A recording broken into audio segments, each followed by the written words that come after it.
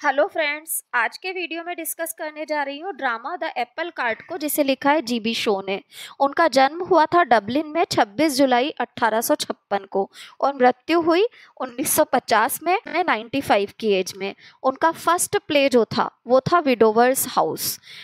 1884 में American economist Henry John George ने एक लेक्चर दिया। इस लेक्चर से वो इतने ज़्यादा प्रभावित हुए कि उन्होंने समाजवाद की ओर खुद को कन्वर्ट कर लिया। एप्पल कार्ट जो है वो उनका 40वां प्ले है, 1929 में आया था। एप्पल कार्ट का टाइटल कहाँ से लिया गया है, तो एक इडियम है अपसेट द एप्पल कार्ट, जिसका मतलब होता है किसी के सेट प्लान्स को बिगाड़ देना। तो यहाँ पर जो हमारा किंग है मैग्नस प्रोटियस, जो कि प्रधानमंत्री है, पीएम है, उसके प्लान को किस तरीके से नष्ट करता है, इस चीज को हमें इस प्ले के अंदर बताया गया है। सबटाइटल इस प्ले का है अ पॉलिटिकल एक्स्ट्रावेगेंजा। 2 एक्ट में लिखा गया है और दोनों एक्ट के बीच में एक इंटरल्यूड वाला पार्ट है। एक्ट 1 के अंदर रॉयल पैलेस बताया गया है, जहां पर कि किंग मैग्नस का ऑफिस है। किंग के 2 सेक्रेटरी बताए गए हैं, सेम्प्रोनियस और पैम्फिलियस। सेम्प्रोनियस यंग एज का है और जो पैम्फिलियस है वो मिडिल एजेड है। हमें सेम्प्रोनियस से पता चलता है कि उसके पिता किसी समुद्री यात्रा पर गए थे और वहां उनकी नाव डूब गई। 3 सप्ताह बाद वो एक सुनसान टापू पर मिले थे और उनकी मानसिक हालत बुरी तरह से अकेलेपन के कारण खराब हो गई थी और कुछ समय बाद उसके पिता की मृत्यु हो गई थी। सेम्प्रोनियस का काम क्या है? राजा के पत्रों को पढ़ना। 1 नंबर के लिए इन माइनर चीजों को याद रखिएगा। सेम्प्रोनियस राजा के पत्रों को पढ़ता है और पैम्फिलियस जो है वो अखबार पर नजर रखता है। इन पत्रों और अखबारों में जो भी चीजें हैं, खबरें हैं, बातें हैं, उन सब की जानकारी किंग को देना इन दोनों के लिए जरूरी है। अभी दोनों बातें ही कर रहे हैं, इतने में बोनार्जेस आ जाता है जो कि लेबर लीडर है। दोनों उसके बारे में बातें करने लगते हैं। वो बोर्ड ऑफ ट्रेड का अध्यक्ष है और मैग्नस से पॉलिटिकल क्राइसिस पर बात करने आया है। बोनार्जेस के नाराजगी है कि गेटमैन ने उसे देखा और पहचाना तक नहीं। मैग्नस इसी बीच में आता है, बोनार्जेस का वेलकम करता है, पर बोनार्जेस खड़ा तक नहीं होता, यानी कि बोनार्जेस थोड़ा सा अनाड़ी व्यक्ति है। मैग्नस बोनार्जेस को कहता है कि आजकल के किंग्स की तरह वो रबर स्टैंप नहीं बनना चाहता। वो बोनार्जेस से बहुत अच्छी अच्छी बातें करता है, जिससे बोनार्जेस उससे काफ़ी प्रभावित भी होता है।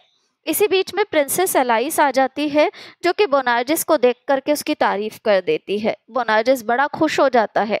मैग्नस इसके बाद थोड़ी देर के लिए प्रिंसेस एलाइस के साथ बाहर निकल जाता है। इसी बीच में 5 मंत्री आते हैं। इन 5 मंत्रियों के नाम याद रखिएगा, इनके पद याद रखिएगा। प्रोटियस जो कि पीएम है, प्लिनी जो कि चांसलर ऑफ एक्सचेक्वर है, निकोबार जो कि फॉरेन सेक्रेटरी है, क्रेसिस जो कि कॉलोनियल सेक्रेटरी है और बल्बस जो कि होम सेक्रेटरी है। ये सारे आते हैं और इन सबको किंग से काफ़ी शिकायतें हैं। रीज़न ये है कि किंग ने हाल ही में एक भाषण दिया है जो कि उनके खिलाफ है।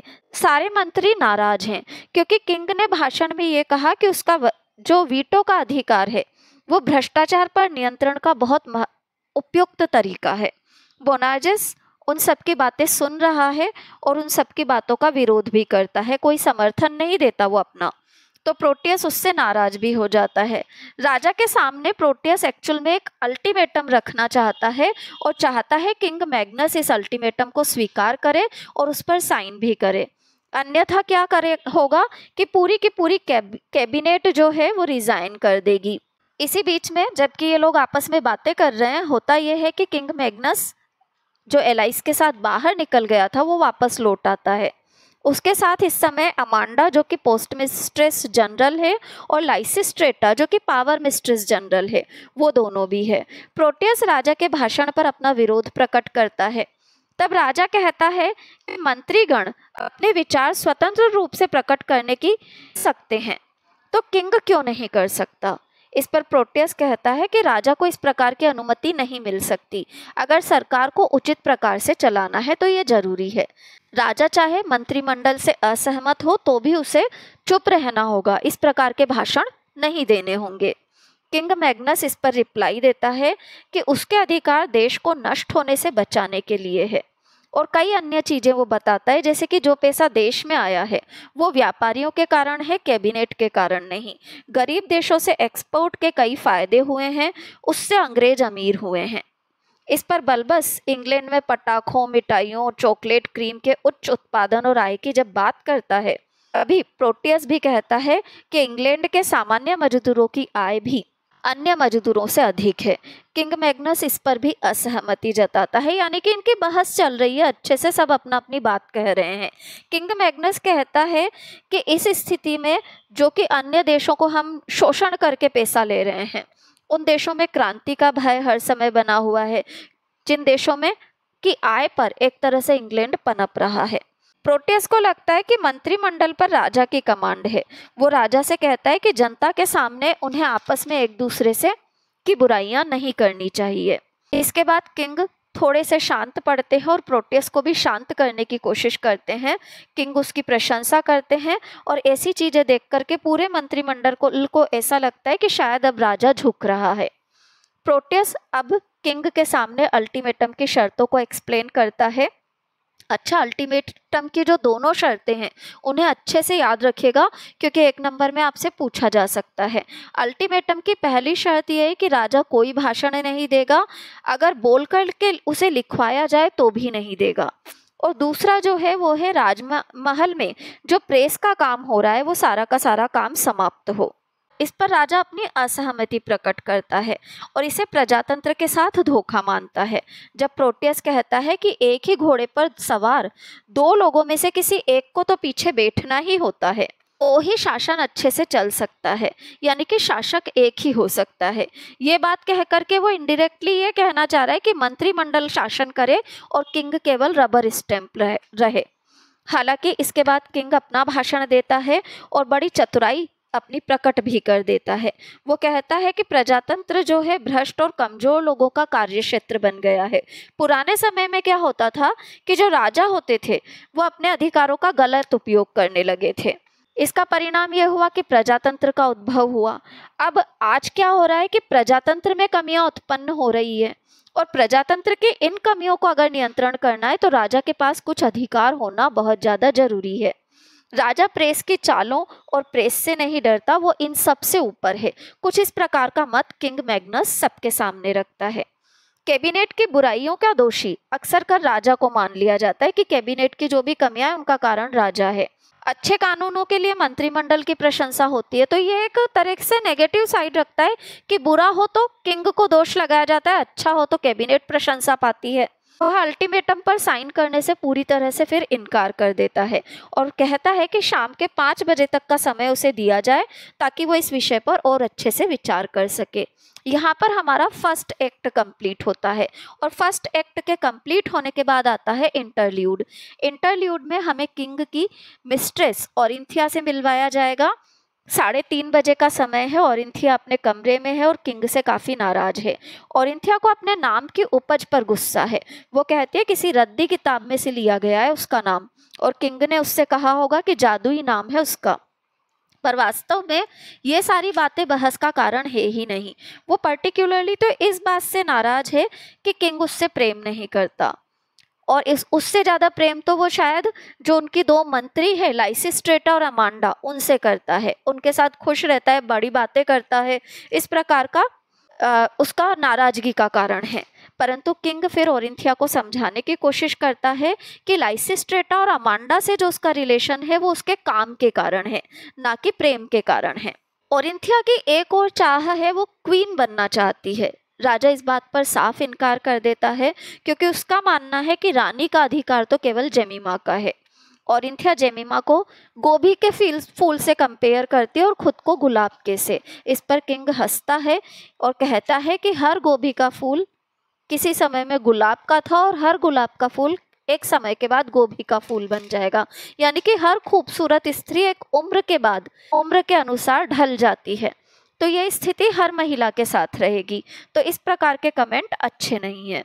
ओरिंथिया के बारे में फिर हमें थोड़ी जानकारी दी जाती है कि उसकी पहले भी 2 शादियां हुई है और इन दोनों शादियों के बाद ओरिंथिया ने किंग के साथ रहना पसंद किया।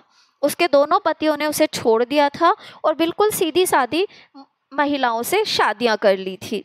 ओरिंथिया का मानना है कि वो इस धरती के लिए तो बनी ही नहीं है, वो तो स्वर्ग के लायक है, यह एक अप्सरा बनने का अधिकार है उसे। तो कुछ इस प्रकार की उसकी थिंकिंग है खुद को लेकर के।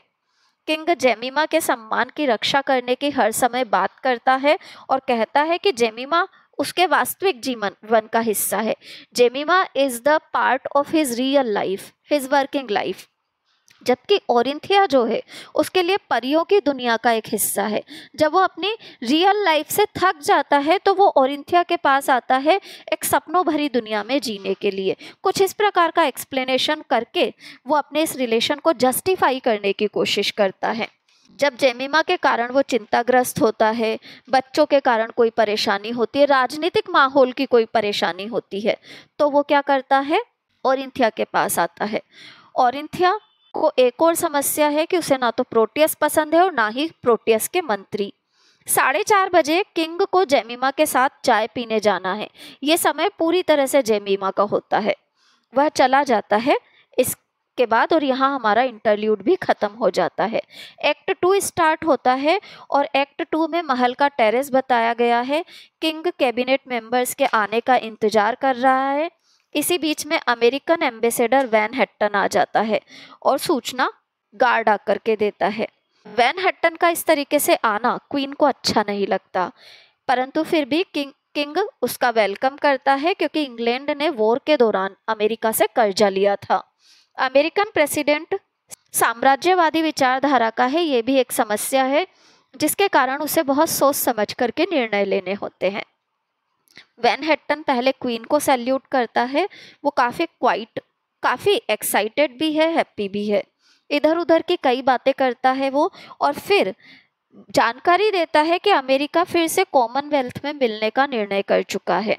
परंतु किंग मैग्नस जो है ये बात सुनकर के थोड़ा सा अपसेट हो जाता है क्योंकि उसे ऐसा लगता है कि ये इंग्लैंड को फंसाने का तरीका है। इसका सीधा परिणाम ये हो सकता है कि अमेरिका का जो झंडा है ना, उस झंडे में जो स्टार्स बने हुए हैं उनमें से एक स्टार बन करके रह जाएगा इंग्लैंड। और साथ ही साथ में किंग के दिमाग में एक बात और है कि शायद ये सारे की सारी जो चीज़ें हैं जो कि यहाँ पर वैन हैट्टन कह रहा है वो आयरलैंड के प्रेसिडेंट के दिमाग की उपज है। कुछ इस प्रकार की बातें चल रही है। किंग मैग्नस जो है वो ये जानता है कि इंग्लैंड में इस विचार को पसंद भी नहीं किया जाएगा। यूरोप में भी शक्ति संतुलन में परिवर्तन को स्वीकार नहीं किया जाएगा। वैन हैट्टन कहता है कि इंग्लैंड में अमेरिकन विचारधारा, धन, अमेरिकन लोग बहुत सारे हैं और साथ ही साथ में इसकी आधिकारिक रूप से बस घोषणा नहीं हुई है। संस्कृतियों का अंतर है, परंतु अमेरिकन धन जो है वो बहुत ज़्यादा इंग्लैंड में उपयोग हो रहा है। मैग्नस वैन हैट्टन से सम्मान से कहता है कि वो कुछ समय चाहता है और उसके बाद अपना उत्तर संदेश के द्वारा भेज देगा। इसके बाद वैन हैट्टन चला जाता है और कैबिनेट मेंबर्स आ जाते हैं। जब किंग उसका निर्णय पूछा जाता है तो वो कहता है कि वो रॉयल थ्रोन को छोड़ देगा, राजगद्दी छोड़ देगा और अपने पुत्र प्रिंस रॉबर्ट को किंग घोषित कर देगा, क्योंकि रॉबर्ट का तो कोई इंटरेस्ट ही नहीं है पॉलिटिक्स में, वो तो अपनी स्टडीज में इंटरेस्ट लेता है। तो ये बात सुनकर के सारी कैबिनेट खुश हो जाती है और प्रोटियस इसके बाद अपनी एक लीव टेकिंग स्पीच देने के लिए दे देता है। अभी लीव टेकिंग स्पीच कंप्लीट ही होती है कि किंग मैग्नस सबको एक बहुत बड़ा झटका देता है। वो कहता है कि वह एक साधारण व्यक्ति की तरह चुनाव लड़ना चाहता है और अपनी पार्टी भी बनाएगा और अगला प्रधानमंत्री बनने का अपना अधिकार प्रस्तुत करेगा। ये बात से प्रोटियस घबरा जाता है क्योंकि वो समझ जाता है कि अगर किंग ने चुनाव लड़ा तो वो निश्चित रूप से प्रधानमंत्री पद के लिए एक बहुत ही स्ट्रॉन्ग कैंडिडेट हो जाएगा। और इस बात को सुनते ही वो घबरा जाता है और तुरंत अल्टीमेटम को फाड़ देता है और गुस्से में वहां से चला जाता है। गुस्से में उसके जाने के साथ ही क्या होता है, कैबिनेट के अन्य मेंबर्स भी चले जाते हैं क्योंकि उनकी किसी की भी दाल किंग के आगे गल नहीं पाई है। अब किंग के पास केवल दोनों जो महिला मंत्री हैं, लाइसिस्ट्रेटा और अमांडा, वो ही हैं। किंग लाइसिस्ट्रेटा को अमेरिका से संबंधित अपनी चिंताएं बताता है और कहता है, इस पर लाइसिस्ट्रेटा किंग को समझाती है कि अमेरिका जो है इंग्लैंड को कभी भी नष्ट नहीं कर सकता, क्योंकि जॉर्ज वॉशिंगटन के समय वाली बात तो अब अमेरिका में भी नहीं है। फिर महिला मंत्री लाइसिस्ट्रेटा एंड अमांडा भी चली जाती हैं, परंतु king at the end of the drama परेशान सा खड़ा है। इसी बीच में जेमिमा आती है और किंग को भोजन के लिए कहती है, परंतु किंग जब मना करता है तो वो जबरदस्ती किंग को अपने साथ भोजन करने के लिए तैयार कर लेती है। यहाँ पर हमारा जो ड्रामा है कंप्लीट होता है और यहीं पर हमारी एक्ट वाइज जो पूरे के पूरे ड्रामा की समरी है वो मैंने आप लोगों को एक्सप्लेन कर दी है। अगले वीडियो में मैं आपसे इस ड्रामा के नोट्स को डिस्कस करूंगी। वीडियो अच्छा लगा हो तो चैनल को लाइक, सब्सक्राइब और शेयर जरूर करें। कोई भी कंफ्यूजन हो तो कमेंट बॉक्स में कमेंट डालें। Thank you everyone.